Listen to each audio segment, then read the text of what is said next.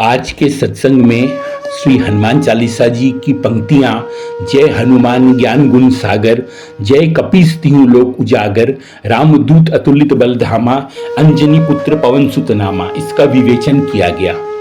हनुमान जी की जयकार तुलसीदास जी ने करी है सर्वप्रथम, और जयकार में हनुमान उन्होंने बोला है, कपीस बोला है, रामदूत बोला है और अंजनी पुत्र बोला है, पवन सुत बोला है। इतने नामों से इस एक चौपाई में उन्होंने हनुमान जी को संबोधित किया है। पहला संबोधन है हनुमान जी का हनुमान, तो जिन्होंने अपना मान का हनन कर लिया, मतलब जो अभिमान रहित हैं।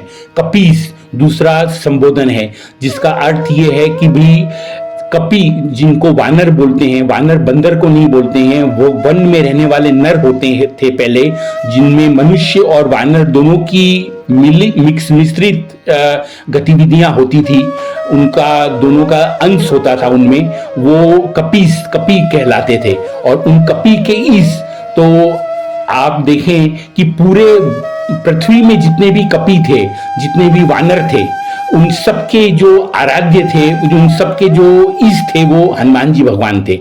तीसरा संबोधन किया गया है रामदूत। रामदूत का अर्थ है राम भगवान का दूत, ये हनुमान जी भगवान को सबसे प्रिय संबोधन है। फिर अंजनी पुत्र, अंजनी माँ के पुत्र हैं, और पवन सुत, पवन देव के दत्तक माने धर्म पिता है, परम पवन देव उनके भी पुत्र हैं, तो ये पवन सुत बोला गया। अब एक एक लाइन का विवेचन करते हैं। जय हनुमान ज्ञान गुण सागर, हनुमान जी भगवान ज्ञान और सद्गुणों के सागर हैं। देखिए, जल जो होता है वो एक लोटे में हम भर सकते हैं, एक सरोवर में भर सकते हैं, एक नदी में भर सकते हैं, और एक सागर में जल होता है। सागर का जल अथाह होता है, उसका तय भी हमको जाना बहुत मुश्किल होता है, आर पार भी उसको जाना बहुत मुश्किल होता है। सागर के एक छोर से दूसरा छोर हमको दिखता ही नहीं। तो इस तरह से वो हनुमान जी भगवान जो हैं वो ज्ञान और गुण के सागर हैं। सागर से बड़ी उपमा जो अथाह है, अथाह ज्ञान और गुण है उनमें, उससे बड़ी उपमा नहीं दी जा सकती। इसीलिए तुलसीदास जी ने, गोस्वामी तुलसीदास जी ने उनको ज्ञान और गुण का सागर बताया है, जो अथाह होता है, जिसका वर्णन ही संभव नहीं है। जय कपीस तिहुँ लोक उजागर, उनका एक नाम कपीस है, जो जैसे कि व्याख्या भी कर चुके हैं अपने, वानर को कपी कहते हैं। हनुमान जी भगवान वानरों के ईष्ट हैं, तो कपीस हैं।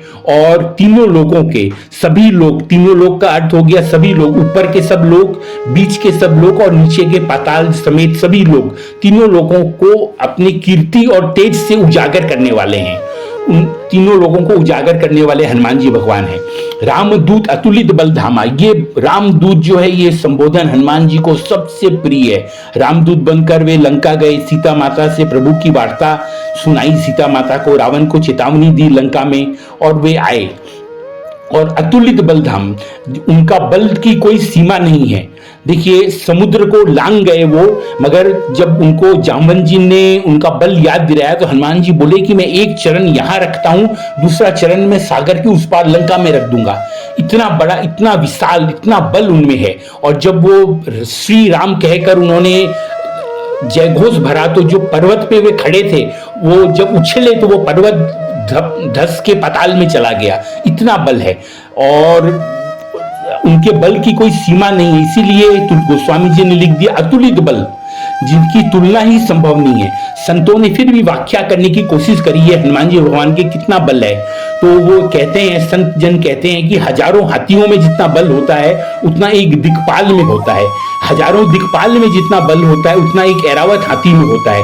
ऐरावत हाथी को आप याद करिए, भगवान ने गीता जी में अपनी विभूति बताया है कि इतना बलवान है ऐरावत हाथी। और हजारों ऐरावत हाथी में जितना बल होता है, उतना इंद्रदेव जी में बल होता है। और हजारों इंद्रदेव जी में जितना बल होता है, उतना मेरे हनुमान जी भगवान की छोटी उंगली, हाथ की जो सबसे छोटी उंगली है, चिटकली उंगली जिसको हम कहते हैं, उसके नख के अग्रभाग के ऊपर उतना बल है।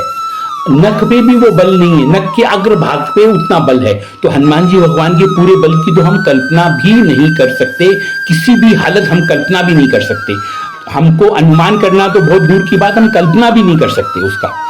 फिर कहा गया है अंजनी पुत्र पवन सुत नामा, अंजनी माता के और केसरी जी के वे पुत्र हैं, और पवन देव जी के सुत है, सुत यानी पुत्र हैं। पवन देव जी उनके धर्म पिता हैं, क्योंकि पवन देव जी की कृपा से ही अंजनी माता को शिव भगवान के रूप में हनुमान जी भगवान की प्राप्ति हुई थी, शिव भगवान के अंश के रूप में हनुमान जी भगवान की प्राप्ति हुई थी। तो ये आज का विवेचन हुआ।